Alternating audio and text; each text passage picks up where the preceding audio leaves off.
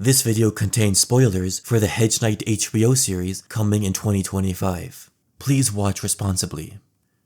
Maekar Targaryen was the 14th king in the Targaryen dynasty, and this is the 15th video in my Targaryen King series, where I explore and analyze the reigns of each king in Targaryen history.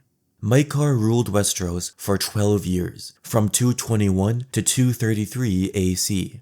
We're now at a point where Maekar's reign occurred closer to the birth of Daenerys than it did to the death of the last Targaryen dragon.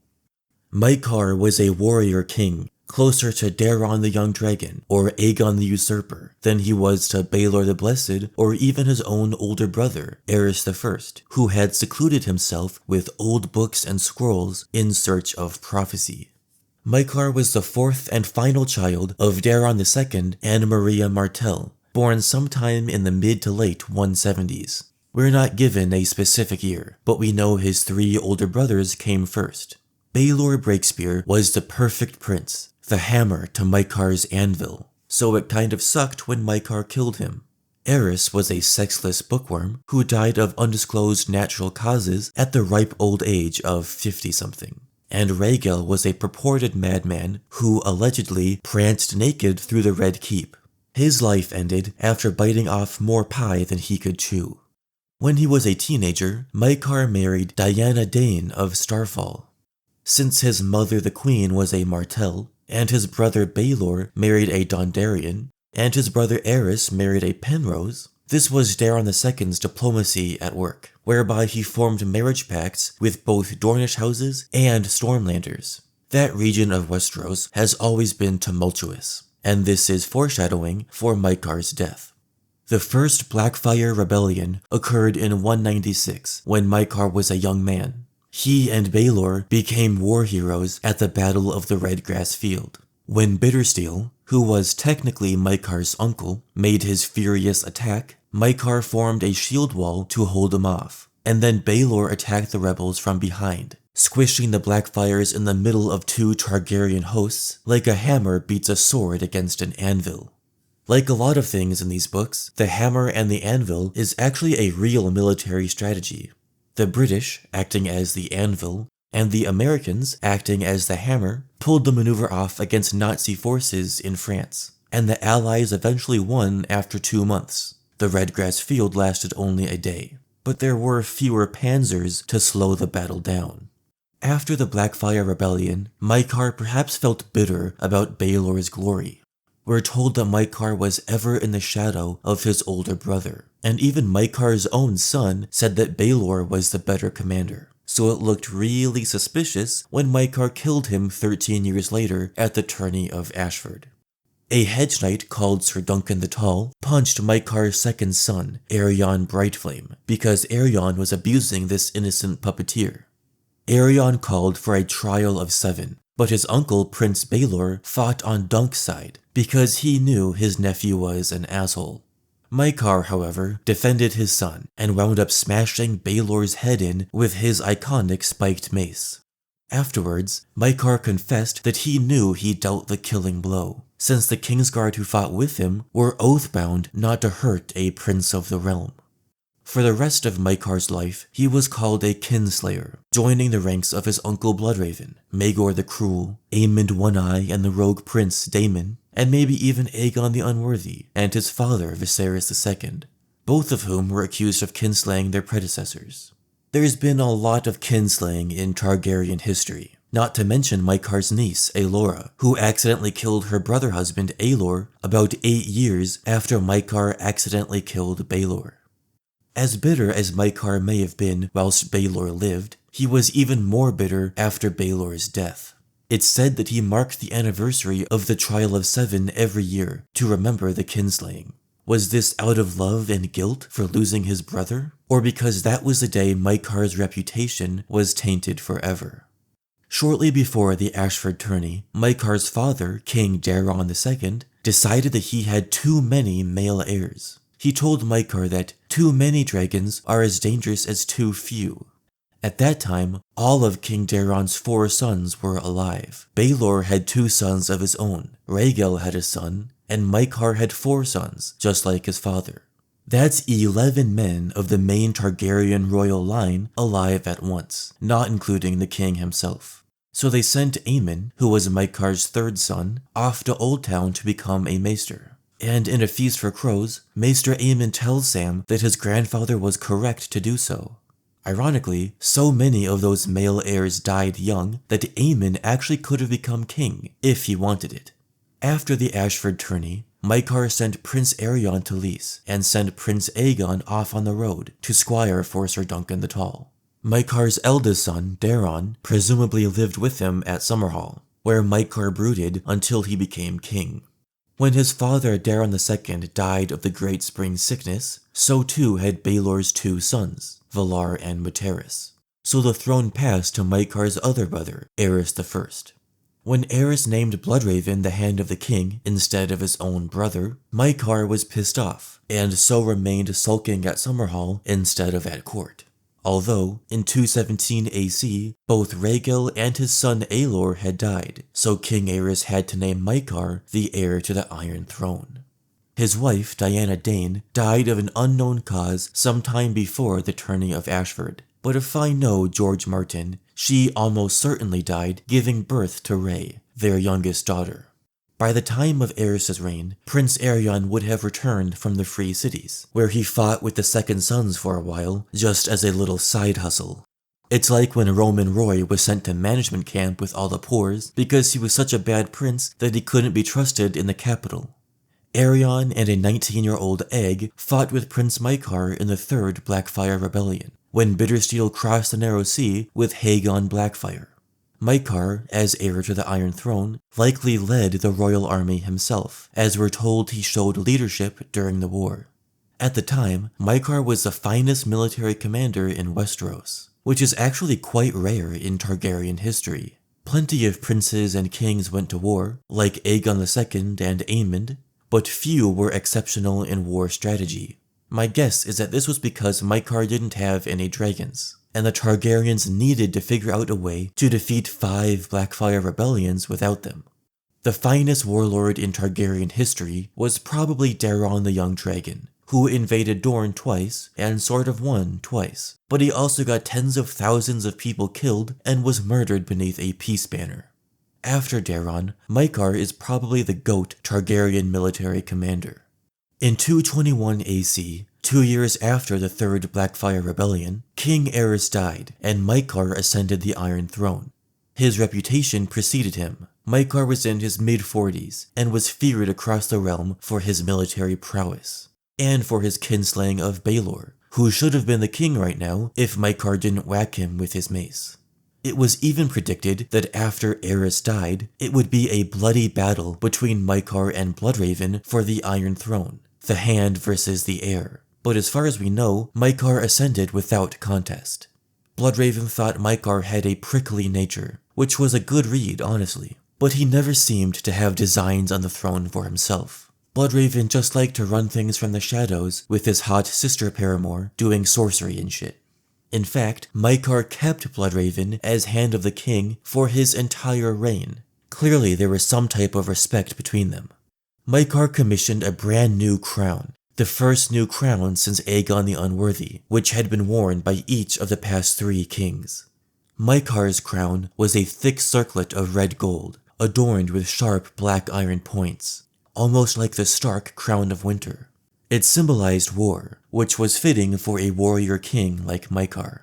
He would have chosen the iron and ruby crown of the Conqueror, but it's been lost in Dorne ever since the young dragon's death. For all the war and death and kinslaying of his time as prince, Maekar's time as king was relatively peaceful, situated between the 3rd and 4th Blackfyre Rebellions. Most of the chaos in Maekar's reign had to do with his own family. One of the first things he did was summon Aemon back from Old Town. This tells me that he either really missed his 3rd son and wanted him back home, or he felt that becoming a maester was a useless occupation for the blood of the dragon. It was option B. Aemon tells Sam that, just like Randyll Tarly, Maekar had strong objections. Well, not just like Randyll Tarly. As far as we know, Maekar never threatened to murder Aemon if he went to the Citadel, but he did have a history of killing family members. Aemon chose to become his brother Daeron's maester on Dragonstone, although the Prince of Dragonstone preferred to be styled the Prince of Summerhall, since Dragonstone was so dark and depressing. Daeron the Drunken was not only an alcoholic, but a philanderer as well. Sometime during Maekar's reign, Daeron died from a sexually transmitted infection he caught from a sex worker. Thus ended Maester Aemon's tenure on Dragonstone. Daeron had been married to Lady Kira of Tyrosh, formerly the wife of Baelor Breakspear's son, Prince Valar. Kira and Daeron had a daughter named Vaela. Aerion Brightflame was Maekar's new heir, but that didn't last very long. The Bright Prince was a known lunatic, but he was manipulative as well. He acted normal when he was around Maekar, but cruel and spoiled when he was around anyone else. Aerion died screaming after drinking a jar of wildfire, convinced that it would turn himself into a dragon. This dumbass was married to his cousin, Daenora Targaryen, daughter of the deceased Prince Rhaegal, another madman. Daenora and Aerion had a baby boy they named Maegor. That's like if Olaf Schultz had a son named Adolf. Actually, it's not like that at all. Maegor the Cruel was way better than Hitler. Who's the Führer of A Song of Ice and Fire? Probably the Wise Masters or something. Leave your thoughts down in the comments. Half of Maekar's sons were dead, but he did have 2 daughters, Daella and Rhae. We know hardly anything about them, except that both got married to someone, and each had some number of kids. In Book 4, as Maester Aemon was nearing the end of his life, he wanted to hear Daella and Rhae sing to their children in the afterlife. Clearly they were all pretty close, and when Egg was just a boy, he might have been betrothed to his sister Daella, who was just a year older than him. Egg says that his younger sister Rhae had once given him a love potion, presumably concocted by Shiera Seastar, so that he'd marry Rhae instead of Daella. Well, Aegon might have gotten his revenge about 50 years later, assuming Daella and Rhae died with him in the sorcerous inferno of Summerhall. For the first 7 of Maekar's 12-year reign, Westeros experienced a long, hot summer. But it was not the long summer that never ends, a fabled age that will come after all evil is erased. But after every long summer comes an even longer, harsher winter. The same thing is happening in the current story. In Book 2, the longest summer in recorded memory came to an end after 10 years, 2 moons, and 16 days. Now, we'll see a historically terrible winter in which the others descend upon the lands of the living. One thing that happened during Maekar's reign was the fall of House Lothston. Mad Danelle was the Lady of Harrenhal. She was allegedly a sorcerer, with long red hair and black armor. Children were warned of the giant bats flying out of Harrenhal on moonless nights, to capture kids so Mad Danelle could cook them. Jaime heard stories about Danelle bathing in blood and feasting upon human flesh. Apparently, it was during Maekar's reign that Danelle wrought the destruction of the Lothston line with black arts and chaos. Although another source says that House Went, who began as knights in service to the Lothstons, helped bring the Lothstons down, and Maekar gave them Harrenhal as a reward. Catelyn Stark's mother was from House Went, and Sansa is associated with imagery of bats and spells and red hair. Winterfell's daughter, we heard she killed the king with a spell, and afterward changed into a wolf with big leather wings like a bat, and flew out of a tower window.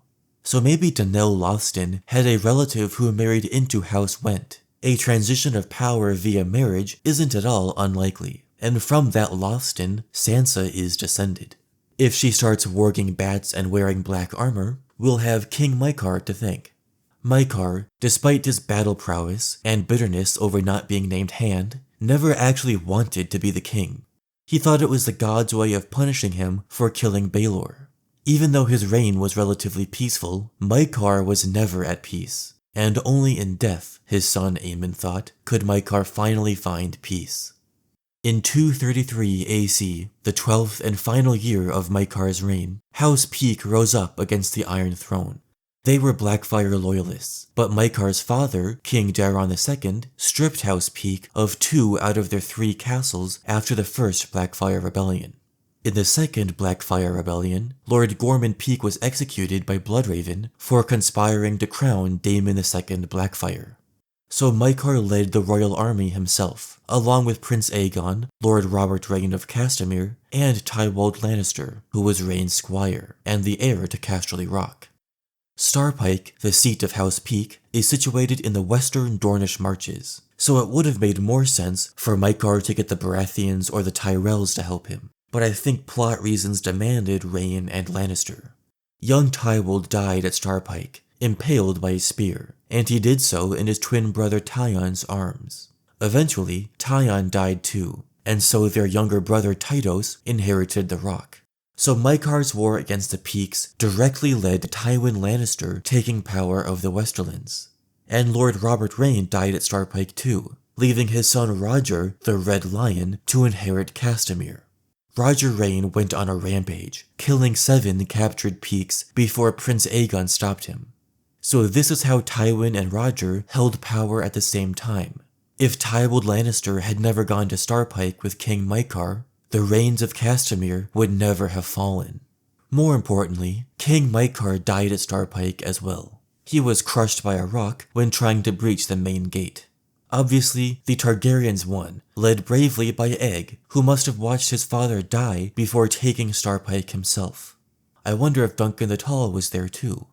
So in 233 AC, Maekar became the 11th and final Targaryen man to die since 209, when he killed Baelor. Almost that entire time, one thing remained constant. Bloodraven was the hand of the king, and ruled Westeros with fear and sorcery. I don't think that it's a coincidence that during his tenure, 11 kings or heirs died. Yes, I'm accusing him of trimming the Targaryen line until he wound up with King Aegon, the 4th son of a 4th son, the unlikeliest man to ever wear the crown. I think that during Aerys I's reign, while Maekar sulked at Summerhall, and while Aeg was squiring for Sir Duncan the Tall, Bloodraven and Aerys discovered the prophecy. So Aerys intentionally never fathered a child, and Bloodraven went to work assuring that Aeg's line would carry House Targaryen into the future. Daenerys and Jon are both direct descendants of Aegon, and are both key figures in the upcoming War for the Dawn against the others. Bloodraven is still alive beyond the wall, tutoring young Bran Stark to be his successor. Together, this trio will end the Long Night, and Maekar's death at Starpike, or really, his 2 eldest sons' deaths, ensured that this is how history would play out. I really wish we knew more about Maekar's reign, and perhaps we'll see it more clearly in future Dunk and Egg stories. I mean, the Blackfyre stopped rebelling for 12 years, and then finally rebelled again just 3 years after he died, so presumably they feared King Maekar. He kept the dynasty stable in a period when Targaryens were dying left and right, but he also never definitively settled his own succession. Upon Maekar's death, the realm was split between his eldest son Aemon, who'd taken the vows of a maester, his younger son Aegon, who'd become too sympathetic with the small folk for most lords' liking, and even Daeron's and Aerion's kids, Vaela and Maegor. A succession crisis like this could have turned into a second Dance of the Dragons, and if it had, I wouldn't think nearly as highly about Maekar as I do. Let me know in the comments if you think Maekar was a good king. Also, let me know if you believe in the Bloodraven conspiracy. Thanks for watching and subscribing.